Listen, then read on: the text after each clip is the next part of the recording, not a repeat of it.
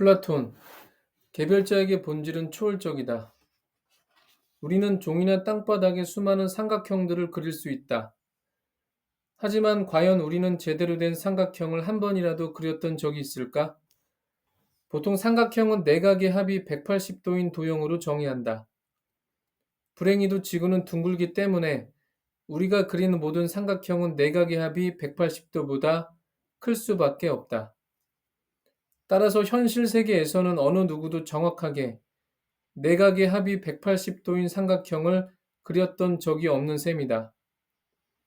그렇다면 내각의 합이 180도인 삼각형은 과연 어디에 존재하는 것일까? 우리는 그것이 추상으로만, 다시 말해 관념 속에서만 존재한다는 것을 알 수 있다. 하지만 플라톤의 생각은 달랐다. 내각의 합이 180도인 삼각형은 우리 머릿속에만 존재하는 것이 아니라 실제로 존재한다고 주장했기 때문이다. 그렇다면 그것은 과연 어디에 존재한다는 말인가? 플라톤은 내각의 합이 한치의 오차도 없이 180도인 삼각형이 바로 그 유명한 이데아의 세계에 실제로 존재한다고 믿었다. 그의 이와 같은 입장을 염두에 두고 다음 대목을 살펴보면 우리는 2000년 전에 살았던 플라톤의 속내를 그리 어렵지 않게 이해할 수 있을 것이다. 우리는 태어나기도 전에 그리고 태어난 직후에도 동일함이나 큼, 작음뿐만 아니라 이와 같은 것들 일체를 이미 알고 있었겠지.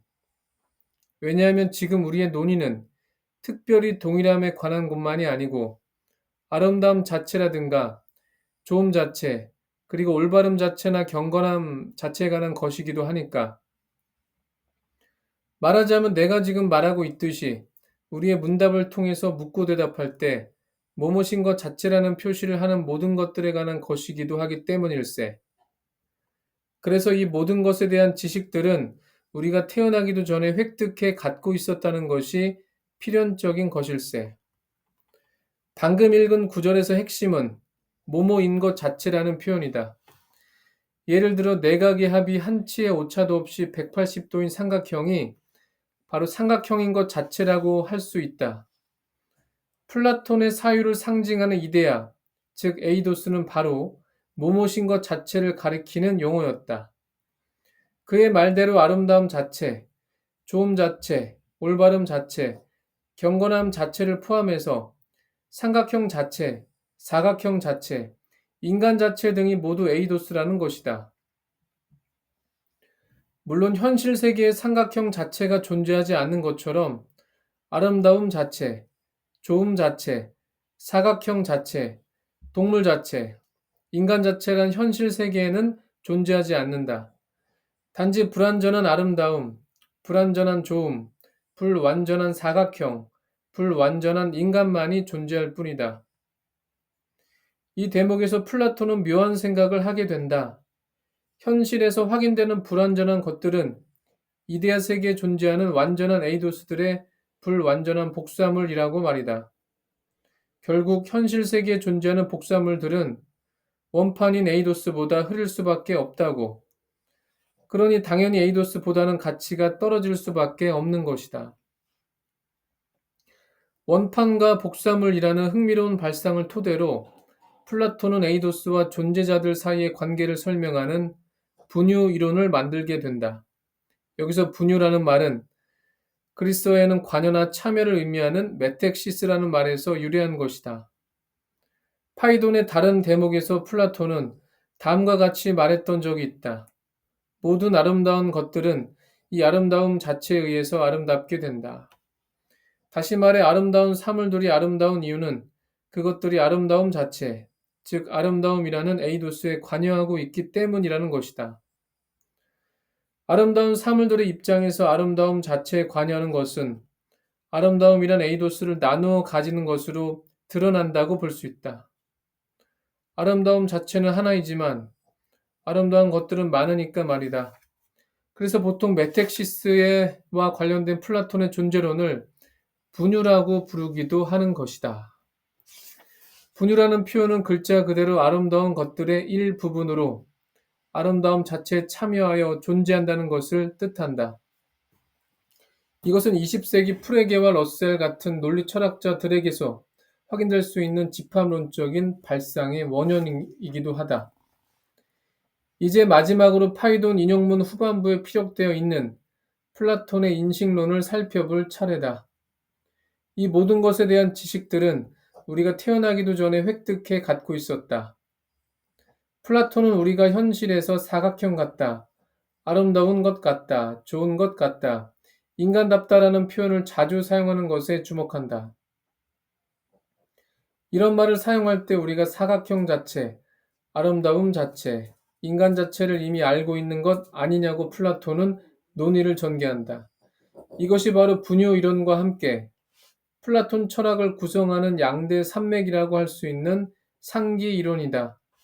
상기란 아남네시스라는 그리스어를 번역한 말로 글자 그대로 잊어버렸던 것을 기억한다는 의미이다.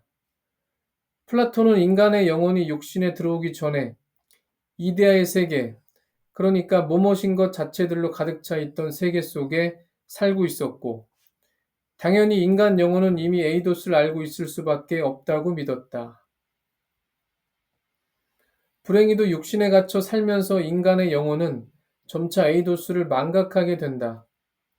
다행스러운 점은 인간이 아름다운 사물들을 보면서 아름다움 그 자체를 다시 인식할 수 있다는 점이다. 플라톤에 따르면 이것은 자신이 원래 알고 있던 아름다움 자체를 기억하는 것에 지나지 않는다. 플라톤에게 인식이란 것이 상기 혹은 기억일 수밖에 없었던 것도 이런 이유에서였다. 국가를 넘겨보면 상기 이론을 설명하기 위해 플라톤은 흥미로운 신화 한 가지를 소개하고 있다. 그것은 레테로 유명한 망각의 강 이야기다. 그들 모두는 무섭도록 이글거리며 숨이 막히게 하는 무더위를 뚫고 망각의 평야로 나아갔다네.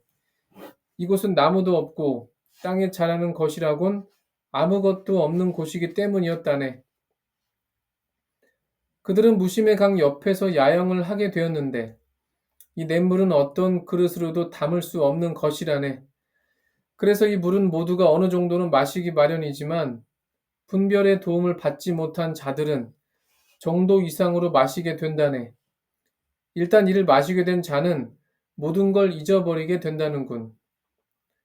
레테는 이승과 저승의 경계에 있는 들판인데 이곳은 풀 한 폭이 자라지 않을 정도로 황량하다고 한다.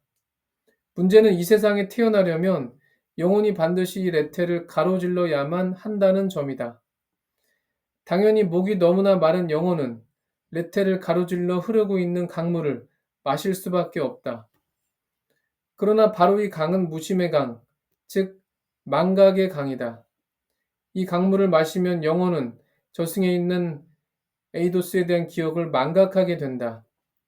그럼에도 타들어갈 듯 목이 마른 영혼들은 강물의 유혹을 뿌리치지 못하고 결국 망각의 물을 마시고 만다.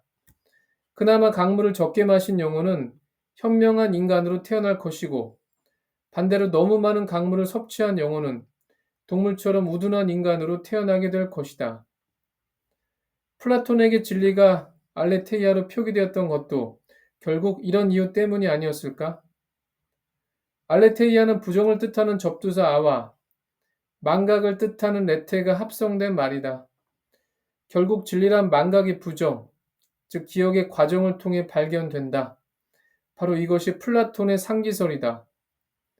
현실에 살고 있는 인간이 에이도스를 상기하는 것은, 다시 말해 진리를 깨닫는 것은 레테의 강을 거슬러 올라가는 운동을 필요로 한다고 볼 수 있다. 진정한 에이도스는 이데아의 세계에만 존재하기 때문이다. 하지만 레테의 강을 거슬러 올라가 순수한 에이도스를 본다는 것은 사실 죽음을 의미하는 것이 아닐까? 육체를 가지고서는 되돌아갈 수 없는 곳이 바로 이데아의 세계니까 말이다. 이런 이유로 플라톤은 죽음을 찬양했다는 것이다. 그에게 죽음이라는 것은 육체를 벗어나 순수한 영혼으로 되돌아가는 과정이었다. 파이돈에서 플라톤이 지혜를 사랑하는 사람의 영혼은 육체를 대수롭게 여기지 않는다고 강조했던 것도 이런 이유에서일 것이다. 물론 플라톤이 자살을 권유하고 있는 것은 아니다. 그는 에이도스를 상기하려면 우리가 육체적 감각이 아니라 순수한 정신에 의존해야 한다고 강조했을 뿐이다.